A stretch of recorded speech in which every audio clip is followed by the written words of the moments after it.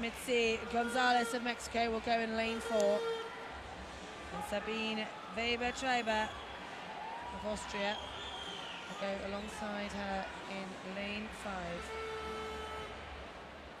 And this is to make it into the final later on.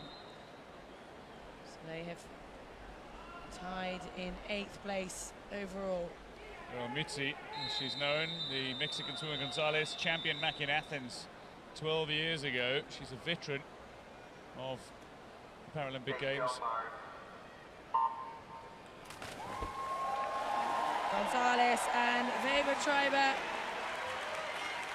had a very early lead for lane 4, and now it's incredibly close between the two of them. The experienced Mexican Gonzalez just starting to struggle to stay with the pace being set by Sabine Weber-Treiber of Austria with the advantage. Don't forget, these two athletes tied in the heats, but it looks as though the Austrian might have it, although coming back strong at the end. It's Gonzalez, and it's going to be so close again, and Gonzalez from Mexico got the touch.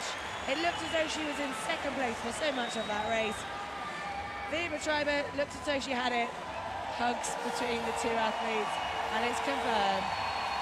Mitzi Gonzalez at 37.98 will make it into the final later on.